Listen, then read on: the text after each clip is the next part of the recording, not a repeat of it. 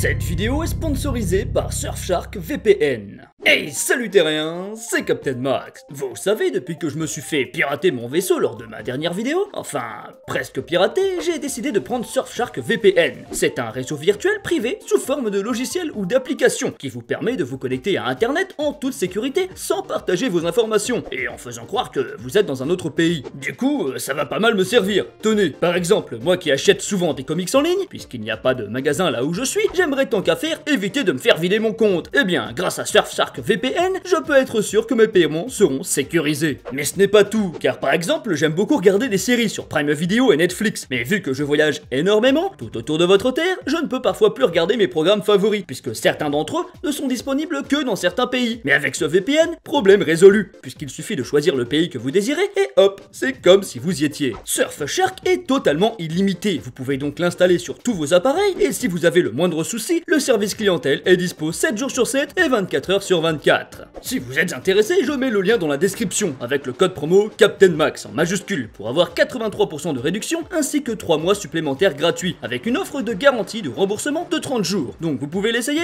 en toute tranquillité. Lors de ma présentation du surpuissant vilain Doomsday, je vous ai demandé si une vidéo sur des versions alternatives de ce dernier vous intéresserait et vous avez été très nombreux à me dire que oui. Du coup, j'ai décidé de vous présenter de façon assez brève et non exhaustive certains d'entre eux qui ont suscité ma curiosité. Nous allons donc redécouvrir Doomsday avec les versions suivantes: le gigantesque Arcane Doomsday, le Batman Devastator, le Super Doom et les 2 Doomsarrow. Alors ne perdons pas plus de temps et c'est parti. Bang!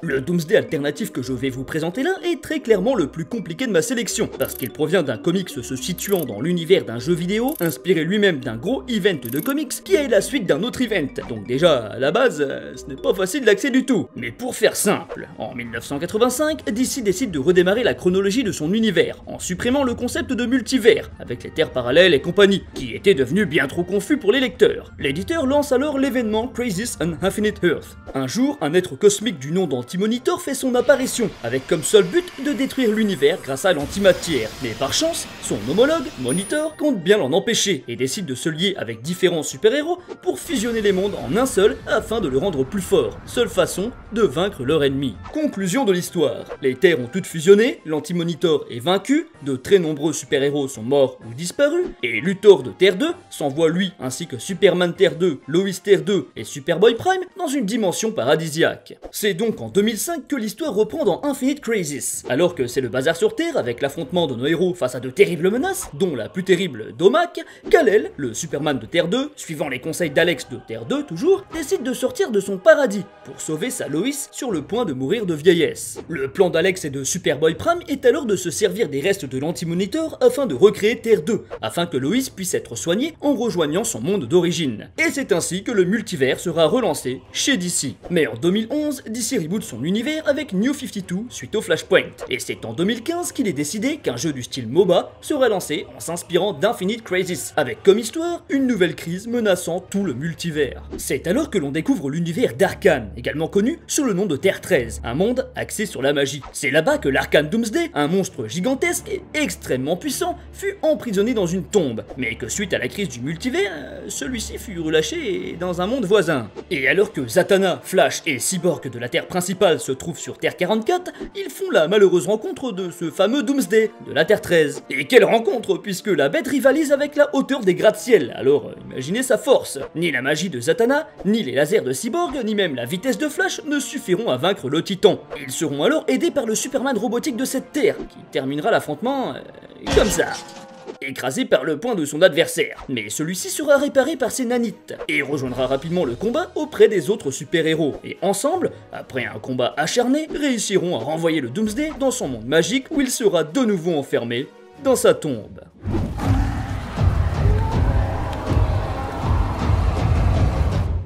Bon, maintenant que l'on a parlé du plus compliqué, pour pas grand chose en plus, on va pouvoir s'attaquer à plus simple.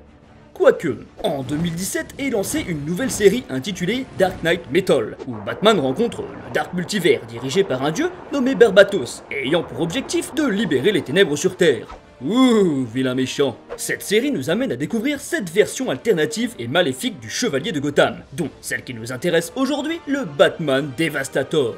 Sur la Terre-1, semblable à la Terre principale, Superman est devenu fou et se met à tuer tout le monde sur son passage. Lois elle-même ne survivra pas à la colère de Clark, et après des semaines de combat face aux Kryptoniens, toute la Justice League sombre, et seul Bruce Wayne peut encore tenter de l'arrêter. C'est suite à un combat perdu d'avance, et avec un bras en moins, que le Dark Knight décide de sortir son plan de dernier recours. Une seringue contenant du virus Doomsday. Aussitôt injecté dans son sang, notre homme se transforme en un énorme monstre de pierre, retrouve son bras et réduit Superman à néant en quelques secondes, grâce à son souffle de kryptonite et son pouvoir de manipulation de roche. Et c'est ainsi que naquit le Devastator. Si vous ne connaissez pas les pouvoirs habituels de Doomsday, je vous invite à faire un tour sur ma vidéo qui lui est consacrée, car en plus de tout cela, Devastator peut passer de sa forme monstrueuse à celle de Bruce Wayne, à son gré, mais il peut également transférer le virus à d'autres afin de lever une armée. Cependant, plus il se laisse porter par le virus et use de ses pouvoirs, plus son intelligence diminue. On se retrouve donc avec un titan aux antipodes de Batman, le héros sans pouvoir qui se distingue notamment par son intelligence.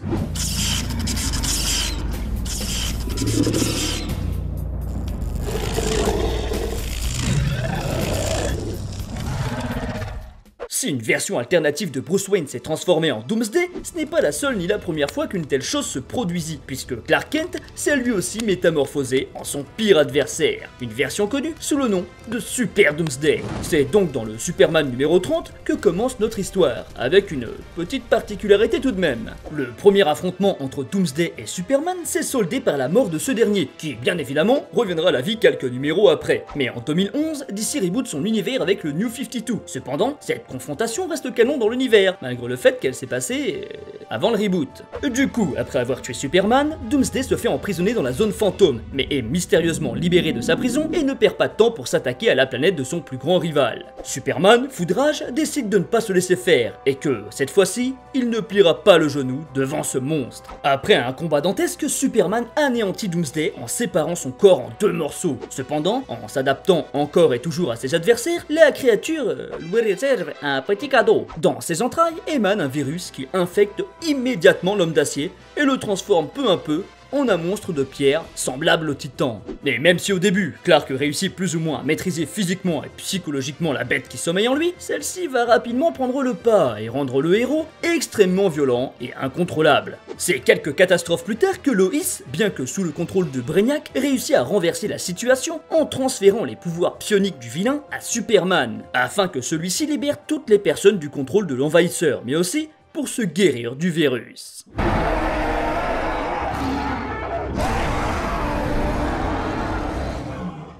En général, je ne suis vraiment pas fan des versions démoniaques et copier-coller des héros, mais Bizarro est sûrement l'exception qui confirme la règle, et si vous souhaitez une petite vidéo sur ce dernier, n'hésitez pas à me le faire savoir dans les commentaires. Bref, ce qui nous intéresse aujourd'hui, c'est le Bizarro Doomsday, et pour ceux qui aiment, vous allez être contents, puisqu'il n'y en a pas un, mais bien 2. Le premier paraît dans le numéro 856 d'Action Comics, mais revenons un peu en arrière afin d'expliquer le pourquoi du comment. Dans l'issue précédente, on découvre que si le soleil rouge supprime tous les pouvoirs de Superman, le bleu, quant à lui, pourrait lui en faire obtenir de nouveaux, de manière assez aléatoire. Et étant donné que Bizarro est un clone raté du Kryptonien, il réagit de la même façon face à la lumière des astres, et lorsqu'il se retrouve confronté à un soleil bleu, il développe une toute nouvelle capacité, celle de reproduire et de créer d'autres Bizarro, ressemblant à des personnes vivantes sur Terre. C'est ainsi que sur une planète carrée, il crée toute une population, dont les fameux Bizarro Lois, Bizarro Luthor, et bien entendu, un Bizarro Doomsday qui se retournera contre lui. C'est finalement Jonathan Kent, le père adoptif de Superman, qui vaincra le monstre d'un seul coup de poing, après que Clark lui ait transmis des super pouvoirs. Oui, lui aussi obtint de nouvelles capacités durant un court laps de temps, après s'être exposé au soleil bleu. Oui, dit comme ça, tout a l'air complètement barré, mais à la lecture, ça passe très bien. Si, je vous assure. Mais en même temps, c'est Geoff Johns qui a écrit ce récit, donc ce n'est pas étonnant. De plus, c'est mon artiste préféré, Eric Powell, qui s'est occupé des illustrations et qui se marie parfaitement avec l'univers de Bizarro. D'ailleurs, si vous voulez connaître mon avis sur cette lecture, mais aussi sur des centaines d'autres, je vous invite à me suivre sur Twitter et sur Instagram, où je publie très régulièrement mes avis de lecture. Bon, ce Bizarro Doomsday est bien sympa, mais ce n'est pas le seul. On a eu droit à un second dans l'Action Comics numéro 40 en 2015. Si vous avez trouvé l'histoire précédente un peu trop dingue pour vous, vous n'êtes pas au bout de vos surprises. Après avoir détruit Doomsday, être devenu lui-même le Super Doomsday, après avoir vaincu Brainiac et compagnie, Superman se retrouve on ne sait ni comment ni pourquoi dans la dimension Bizarro, plus précisément dans la ville de Bizzopolis, pendant une bataille voyant s'affronter Bizarro et sa Injustice League of Un-America contre Bizarro Metallo. Après une petite querelle, nos deux héros à cap s'entraident pour vaincre la boîte de conserve, mais rapidement, un autre adversaire bien plus puissant fait son apparition, le Titan Doomsday. Véritable spectateur du combat entre Superman et la bête, Bizarro décide de l'affronter à son tour et réussit très rapidement à le vaincre. Cependant, tout comme Superman lors de sa dernière rencontre avec le monstre, Bizarro est infecté et se transforme alors en Doomzarro, qui, je trouve, possède un design bien sympathique. Il est pas trop chimimi tout mignon là, avec ses petits bois là, sur la tête. Kent décide alors de poursuivre le nouveau monstre qui se dirige vers la planète Carré, dans le but de le stopper avant que celui-ci ne décime toute la population. Mais on se rend finalement compte que Doomzarro, faisant tout à l'envers, a transformé sa planète en un monde tout mignon et féerique. Mais notre bête à bois, après en avoir eu marre d'échanger avec son ange et son diable sur ses épaules, finit cependant par foncer dans un soleil bleu, afin de supprimer le virus et rendre à son monde et ses habitants leur apparence normale. Eh bien voilà, j'espère que cette petite vidéo de présentation de quelques versions alternatives de Doomsday vous aura plu. Si c'est le cas, n'hésitez surtout pas à le faire savoir avec un like. Et si cette vidéo connaît son petit succès, alors peut-être que je vous présenterai d'autres comme Victor Von Doom, le Razor ou bien même le Doomslayer qui n'a aucun rapport avec le personnage du jeu Doom. Sur ce, n'oubliez pas de vous abonner pour ne pas manquer les prochaines vidéos, de partager si vous souhaitez soutenir la chaîne et de me rejoindre sur Twitter et Instagram. Je vous dis merci encore et à très bientôt, terriens.